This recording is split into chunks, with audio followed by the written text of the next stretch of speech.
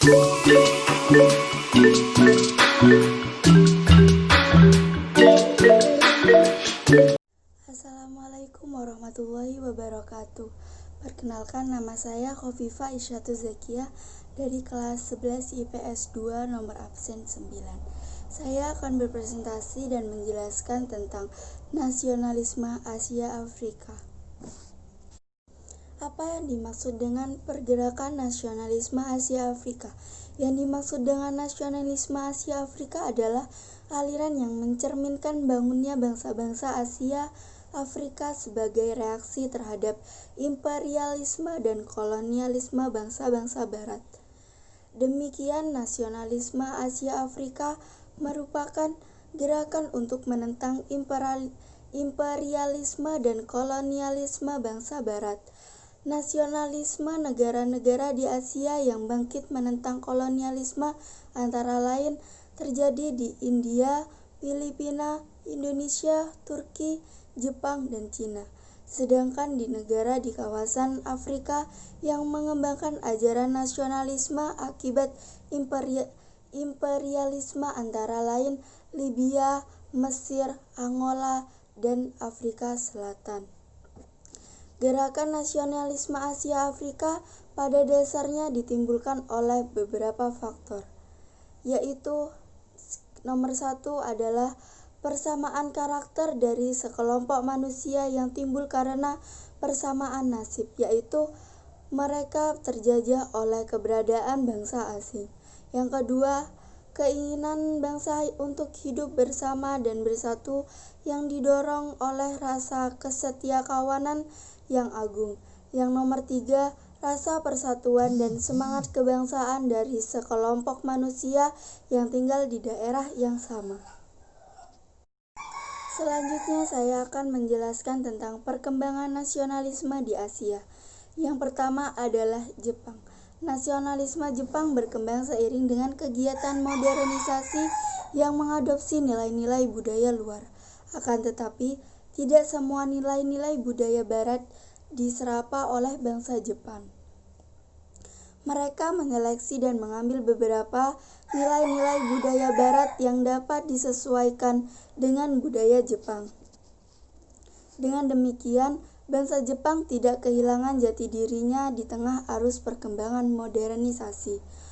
Sejak pemerintah Shogun Tokugawa pada abad ke-17, Jepang melakukan politik isolasi, artinya menarik diri dari pengaruh asing atau bangsa Barat.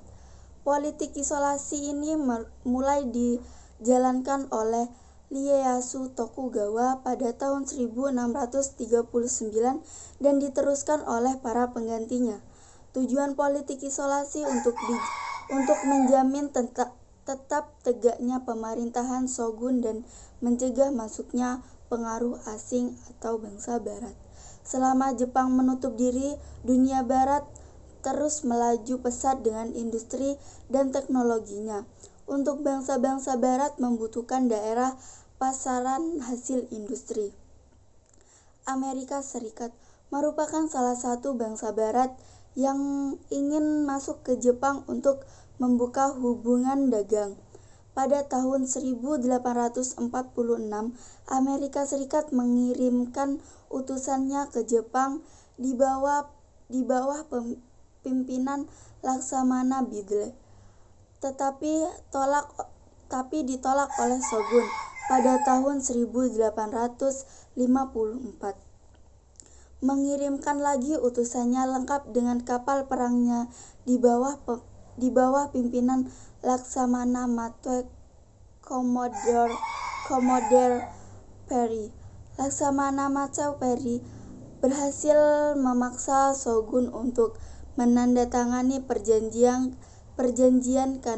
Kanagawa pada tanggal 31 Maret 1854 yang berisi pembukaan kota pelabuhan Shimoda dan Hakodate untuk perdagangan asing.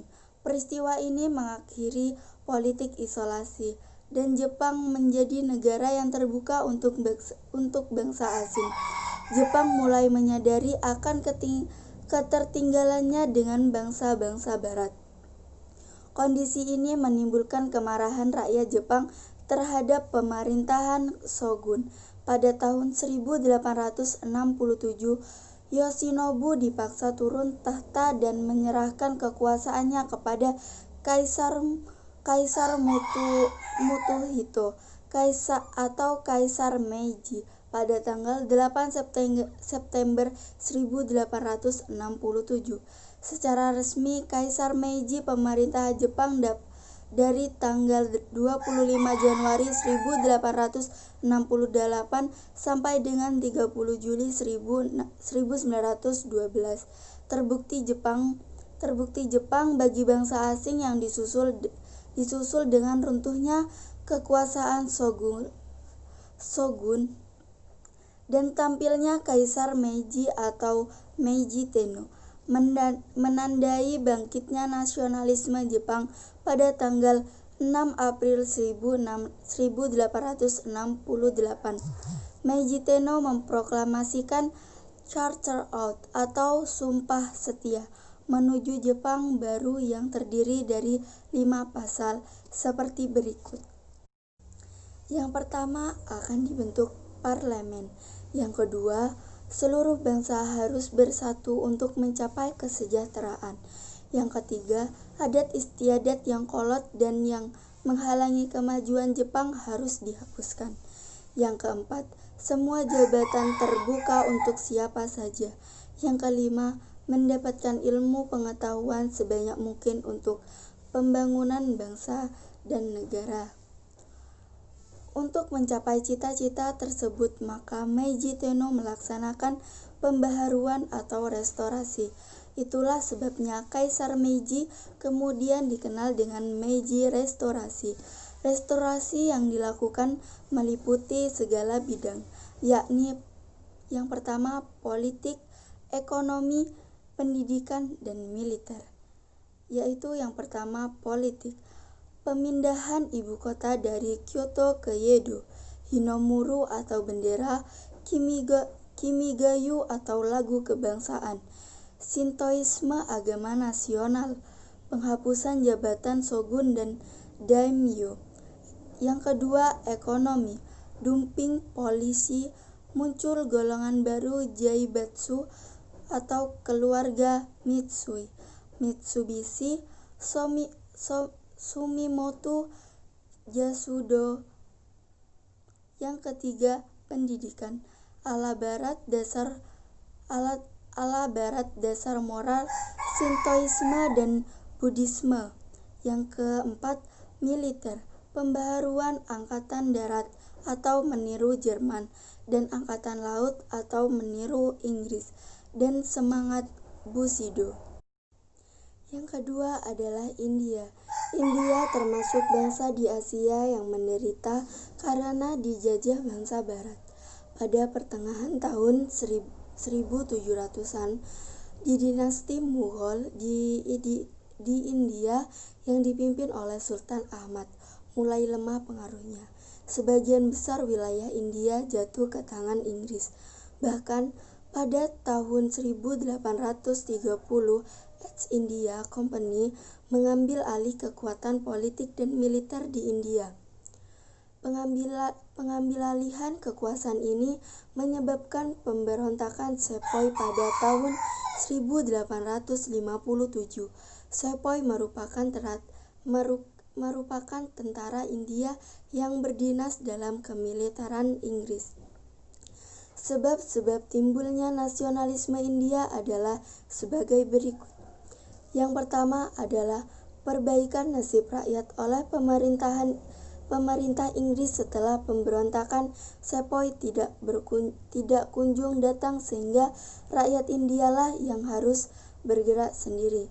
Yang kedua, hanya orang-orang Inggrislah yang duduk di pemerintahan, sedangkan orang-orang India tidak diperkenankan ikut serta. Yang ketiga, kebudayaan Barat yang dipaksakan oleh Inggris menimbulkan reaksi keras dari rakyat India yang ingin tetap mempertahankan kebudayaan India asli. Kebudayaan Barat dianggap terlampau materialistis, Padahal kebudayaan India lebih mementingkan kejiwaan dan kerohanian. Yang keempat, munculnya kaum terpelajar yang telah mengenyam pendidikan Barat. Mereka telah mengetahui apa itu liberalisme, demokrasi, dan nasionalisme. Yang kelima, pemberian status dominion Kanada tahun 1867 menimbulkan keinginan bangsa India untuk memperoleh status yang sama. Pada mulanya, nasionalisme di India merupakan gerakan sosial dan pendidikan. Gerakan ini muncul setelah berdirinya All India National Congress atau Partai Kongres India. Kongres pada dasarnya merupakan majelis rakyat di mana duduk para wakil rakyat India dan berbagai golongan yang berjuang untuk mendapatkan kemerdekaan India lepas dari belenggu penjajahan Inggris. Berdirinya Kongres tahun 1885 ini atas inisiatif Alan Octavian Hume atau seorang Inggris kelahiran Skotlandia yang simpati terhadap perjuangan rakyat India. Kemudian kebudayaan Barat yang dipaksakan oleh Inggris juga mendorong rasa nasionalisme bangsa Barat. Pemaksaan kebudayaan yang dilakukan Inggris menimbulkan reaksi keras dari rakyat India yang ingin tetap mempertahankan kebudayaan India asli. Kebudayaan Barat ini anggap terlampau materialistis, padahal kebudayaan India lebih mementingkan kejiwaan dan kerohanian. Ide nasionalisme ini juga didorong munculnya kaum terpelajar yang telah menganyam pendidikan Barat sehingga memahami liberalisme, demokrasi, dan nasionalisme. Tokoh nasionalisme India yang paling terkenal adalah Mahatma Gandhi. Mahatma Gandhi yang ditetapkan sebagai Bapak Kemerdekaan India dilahirkan pada tahun 1869 di Gujarat dengan nama kecilnya Mohandas Karamchand Gandhi. Sebagai tokoh Kongres, beliau menjiwai perjuangan Kongres dengan ajaran-ajarannya sebagai berikut. Yang pertama adalah ahisma, artinya melawan musuh tanpa adanya kekerasan fisik. Yang kedua adalah hartal, yang artinya pemogokan tidak melakukan pekerjaan sebagai protes terhadap peraturan tidak adil atau tanpa berkabung untuk memperingati kejadian menyedihkan. Yang ketiga, satyagraha, tetap setia kepada kebenaran dan menolak bekerja sama dengan Inggris karena Inggris salah, sedangkan India berdiri di atas kebenaran. Jadi satyagraha berarti non-kooperatif. Keempat, swadesi, artinya hidup dengan usaha sendiri. Gerakan ini menganjurkan agar bangsa India dapat memenuhi kebutuhan hidupnya dari hasil usaha sendiri. Akibat senjata ini tanpa adanya pemboikotan terhadap barang-barang buatan Inggris dan ditekankan pada penggunaan barang-barang buatan sendiri. Yang ketiga adalah Turki. Pada abad 17, kerajaan Turki Ottoman mulai mengalami kemunduran. Latar belakang dan penyebab kemunduran Turki sebagai berikut. Yang pertama, wilayah kekuasaan Turki Ottoman yang luas akhirnya tidak dapat dikendalikan dari pusat. Yang kedua, pemberontakan yang dilakukan berkali-kali oleh Janissary yang bekerja sama dengan dinasti Mamluk di Mesir. Yang ketiga, penguasa yang tidak cakap setelah Sulaiman Al-Qununi. Yang keempat adalah perekonomian semakin terpuruk dari waktu ke waktu akibat kalah perang. Yang kelima, ilmu pengetahuan dan teknologi tidak terlalu berkembang. Yang keenam, tumbuhnya gerakan nasionalisme di wilayah-wilayah yang selama ini dikuasai oleh Turki Ottoman. Sebab-sebab timbulnya nasionalisme Turki adalah sebagai berikut. Yang pertama, kekuasaan Turki Utsmani yang semakin merosot. Yang kedua, adanya pengaruh dari Revolusi Prancis dengan semboyannya liberté, égalité, dan fraternité. Yang ketiga, timbulnya kaum terpelajar yang berpaham modern sehingga mereka mengetahui apa itu liberalisme, nasionalisme, dan demokrasi. Yang keempat, kegiatan bangsa barat yang semakin gencar untuk merebut daerah-daerah jajahan Turki dan siap menghancurkan Turki. Dalam situasi demikian itulah akhirnya mendorong timbulnya semangat nasionalisme terutama di kalangan tokoh-tokoh muda yang mengadakan pembaharuan di segala bidang. Tokohnya antara lain Kemal Pasha, Midet Pasha, Rajid Pasha, dan Ali Pasha. Pada tahun 1906, di pimpinan Kemal Pasha berdirilah Perkumpulan Tanah Air dan Kemerdekaan, dan pada tahun 1008 tumbuh menjadi Gerakan Turki Muda. Kemal Pasha berusaha mewujudkan persatuan Turki. Nasionalisme Turki bercirikan sekularisasi, artinya memisahkan kehidupan keagamaan dengan kehidupan negara sehingga di antara keduanya tidak ada lagi saling konflik kepentingan. Mustafa Kemal Pasha menuntut pembaruan dan modernisasi di berbagai sektor kehidupan masyarakatnya. Ia ingat agar dapat mengembangkan negerinya menjadi negara modern. Oleh karena itu, saat Mustafa Kemal Pasha menjadi presiden Turki pada tahun 1923 sampai 1938, ia melakukan beberapa pembaruan sebagai berikut. Yang pertama adalah mengubah kerajaan Turki Ottoman menjadi Republik Turki. Yang kedua, kegiatan ekonomi diatur dan diselenggarakan oleh negara. Yang ketiga, memisahkan antara urusan politik dan agama dalam pemerintahan. Yang keempat, pendidikan diselenggarakan menurut sistem barat. Yang kelima, melarang pernikahan poligami dan kaum wanita diberi hak sama dengan laki-laki. Yang keenam, modernisasi dan memperkuat angkatan perang. Keberhasilan Mustafa Kemal Pasha dan Gerakan Pemuda Turki dalam memodernisasi Turki turut memengaruhi munculnya pergerakan nasional Indonesia. Pada saat ini Turki telah tumbuh menjadi negara modern yang memiliki tingkat kemajuan ekonomi tinggi. Yang keempat adalah Cina. Mulai pertengahan abad ke-17 1644, Cina berada di bawah kekuasaan dinasti asing, yakni dinasti Manchu. Di bawah pemerintahan Kaisar Kang He 1662 sampai 1722 dan Che Yenlong 1736 sampai 1796. Cina mengalami masa kejayaan. Akan tetapi, setelah meninggalnya kedua kaisar tersebut, dinasti Manchu berangsur-angsur mengalami kemunduran dan akhirnya runtuh. Kekalahan demi kekalahan diderita oleh Cina akibat pemerintahan Manchu yang makin lemah. Sebab timbulnya nasionalisme Cina adalah sebagai berikut.